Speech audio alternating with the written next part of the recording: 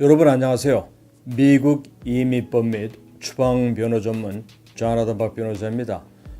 오늘은 결석재판 추방 명령을 무효로 하고 추방 재판을 다시 오픈해 구제책을 찾는 재판 재개 신청에 관해 말씀드리겠습니다.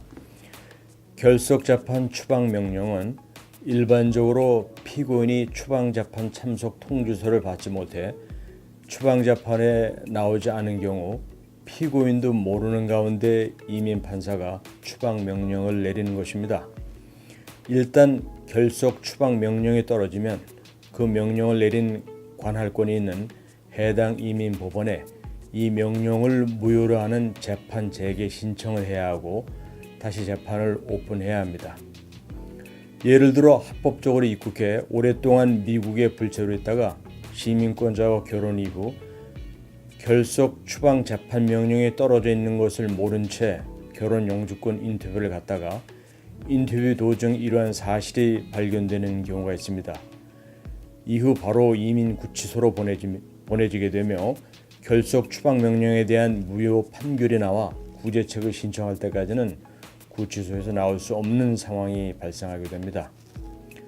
결석 재판 추방 명령을 받은 사람을 포함해 이민법원의 케이스가 계류 중인 외국인들에게 있어서 I-130이라고 하는 이민 페티션은 계속 이민국의 관할권이 있지만 I-485인 본인의 영주권 신청서는 이민 판사에게만 그 관할권이 있으므로 내려준 추방 명령을 무효로 하고 재판 재개 신청을 통해 판사가 심사하거나 아니면 케이스를 종결시키고 이민국으로 돌리기 전에는 시민권자와 결혼했다 하더라도 이민국에서 영주권을 받을 수가 없습니다.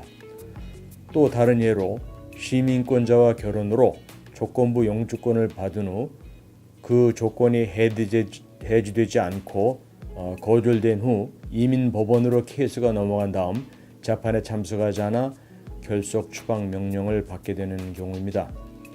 추방재판 통지서를 받지 못해 재판 불참으로 떨어진 추방명령을 무효로 하기 위해서는 그 불참 사유가 이민국적법 239조항에 근거한 충분한 통보를 받지 못한 것에 기인한다는 것을 증명해야 하고 이것을 증명할 수 있다면 기간에 관계없이 추방명령 무효에 근거한 재판 재개 신청을 할 수가 있습니다. 추방재판 통지서는 일반 메일로 피고인에게 보내지며 일단 거주지로 보내지면 배달되었다는 배달 추정 (Presumption of Effective Delivery가 적용이 됩니다.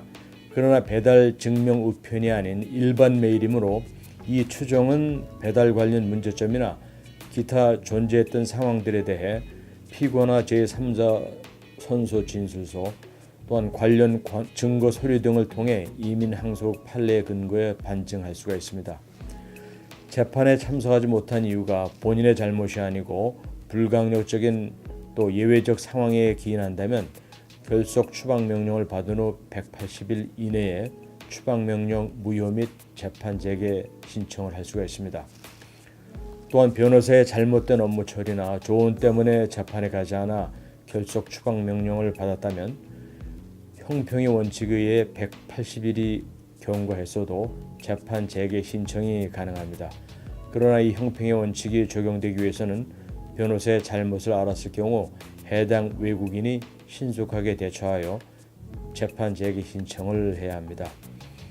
일단 추방명령 무효 재판 재개 신청이 해당 법원에 접수되면 이민 판사의 결정이 나올 때까지 국토안보부 ICE 추방 담당 오피서의 피고에 대한 추방 집행은 자동으로 정지됩니다. 이상 미국 이민법 및 추방 변호 전문 조나단 박 변호사였습니다.